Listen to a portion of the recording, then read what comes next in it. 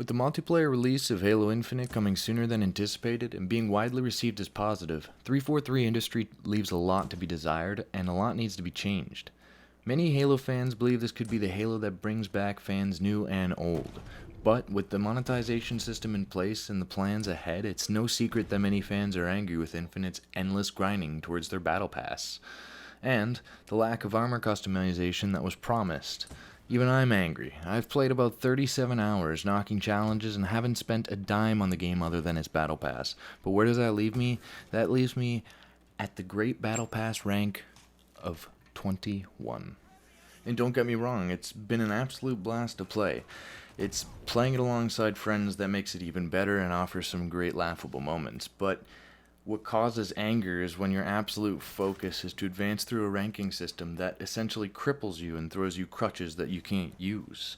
They're there if you have the money, and that's where Infinite's biggest issue is the monetization system of what could be. Halo Reach's customization, I believe, did it right. I understand it wasn't free to play, but trust me, it was still a grind. Only that grind wasn't necessarily pointless, and it wouldn't land you looking like everyone else. It bred a sense of achievement and individuality, working your ass off through every game and finally getting that armor piece you wanted. With Infinite's system, they desperately want to try and capture what Reach had, and so many fans loved, but the free-to-play aspect will ruin the game if they can't fix their monetization system. Even then, Infinite's multiplayer launched without many modes which have been fan favorites of the series since Halo 2, including SWAT and snipers. Not only that, you're left with their pre-made playlists and have no choice in which game mode you'd like to play. Oddball becoming Slayer matches and capture modes lasting almost until the timer ends. I understand the idea of grouping playlists so that players can find matches quickly and play, but substituting models that worked in prior games for this, it just doesn't make sense other than milking the players for their time and their money. And right now, other than the challenges you're drip fed, you have a daily XP on each match, which gives you 50 XP.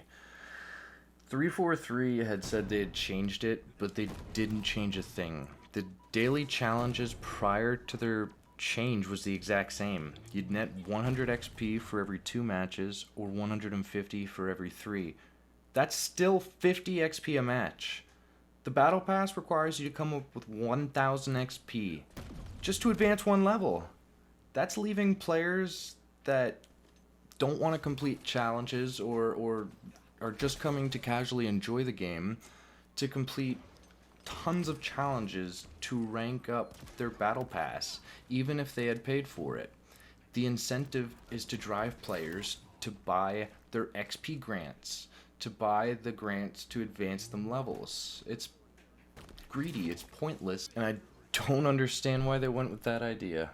I'm not left understanding because the gameplay value is clearly here. It's an enjoyable and fun game, and I hope to see it expand and for 343 to pull it off. Right now, it seems to me like they're really testing the waters and seeing what works, but it's leaving people who enjoy the customization aspect of building their own Spartan completely up to their wallets. It makes gameplay become tedious if you want to advance your battle pass and gain any armor add-ons, and half of it doesn't even contain armor add-ons. They're just XP boosts and larger XP boosts, which leaves few customization options with their 6-month long season. Now, the Battle Pass is clearly limited based on my entire spiel I've gone on, but what slows players down the most is the lack of customization. Instead of the color options we were offered with every other Halo, we have the substitute colors they give us, which is a letdown. We have armor pieces on characters we can't even get because they're locked behind the store. We have needless XP boosts and grants which do next to nothing. Like, right now you're able to see the cosmetic items that are coming up on my screen. It's basically just such few helmets, such few visor customization options, and I have yet to even unlock one of the helmets with a 21 tier pass.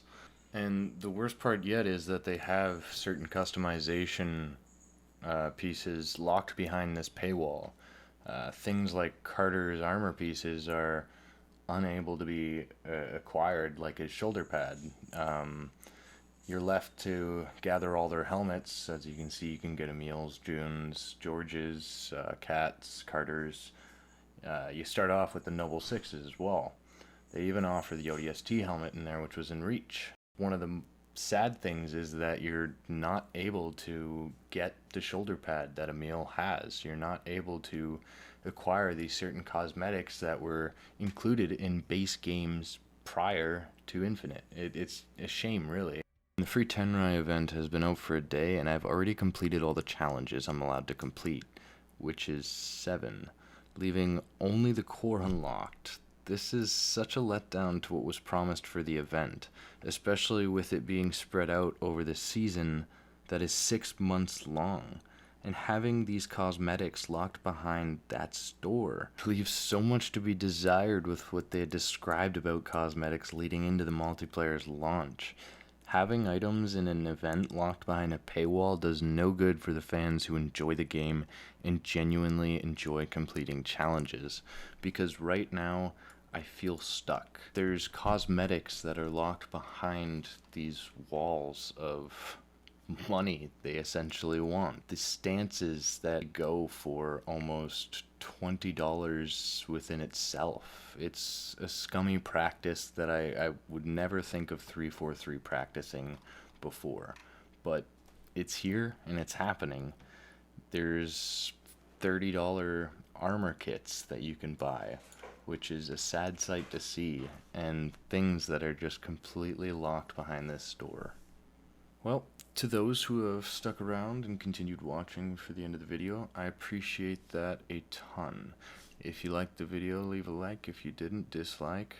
Let me know what you think of Halo Infinite in the comments. And if you want, you can check me out at Twitch TV/ThugRod. Thank you for watching. Have a good day.